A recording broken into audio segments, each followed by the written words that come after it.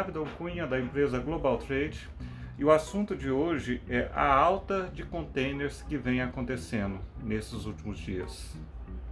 Então a lei da oferta e procura provocou então esse superfaturamento dos containers. Mas isso aí seria motivo para deixar de importar? Bom, para começar, é uma situação que o mundo inteiro está enfrentando e ele vai ter que se adaptar. E mesmo assim, com essa instabilidade toda, é possível ainda fazer cotações, para fazer cálculos estimativos, para saber o preço final das mercadorias quando elas chegam aqui, para poder realmente avaliar se vale a pena fazer essa importação ou não. O que está acontecendo com os fretes marítimos no mundo? Essa alta de frete marítimo, de container, não é algo assim que está acontecendo só aqui no Brasil, mas no mundo inteiro. Mas por que isso está acontecendo? Coisa assim de quadruplicar o valor do frete do container. O motivo seria a pandemia? Sim, na verdade o motivo é a pandemia. Por quê? O que acontece? Acho que as pessoas que não são da área de comércio exterior não têm ideia de como funciona o frete marítimo no mundo. Então, pelo mundo, nós temos uma rede marítima de containers e navios carregando esses containers, que são milhões e milhões de toneladas por todo ano. E tem navios hoje que chegam a carregar 20 mil containers em um único navio. E toda essa mega estrutura que roda as diversas partes do mundo, elas trabalham numa forma de equilíbrio.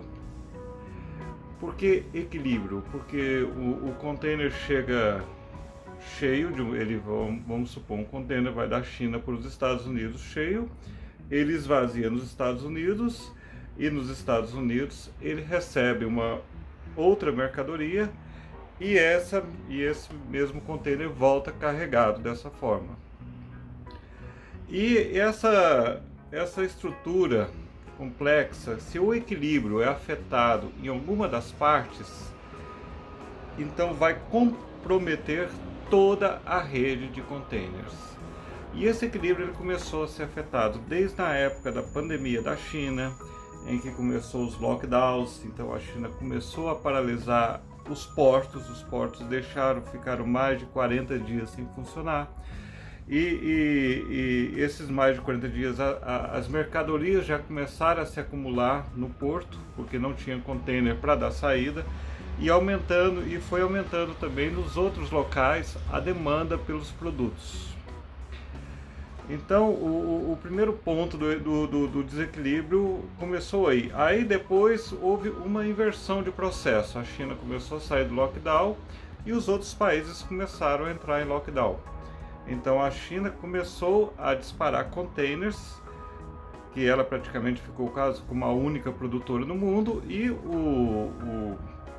os países começaram a receber esses containers e eles também começaram a sofrer lockdown em seus portos. Alguns fechados, alguns trabalhando com uma capacidade menor de funcionários, seja porque o número X de funcionários estava doente ou por medidas de proteção. Então não tinha mão de obra suficiente para poder manusear todos esses containers, então eles começaram a se acumular nos portos do exterior. E também houve uma mudança no meio de consumo das pessoas. Então as pessoas que consumiam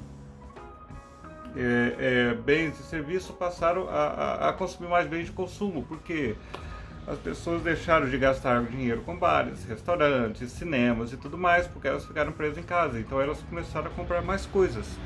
Então aí a gente começou a ter um tráfego de uma mão só, a China disparando containers para os outros países, e os outros países não tinham produtos para encher esses containers. Então os containers começaram a se acumular em lugares específicos. Então começou a faltar containers para poder embarcar as mercadorias.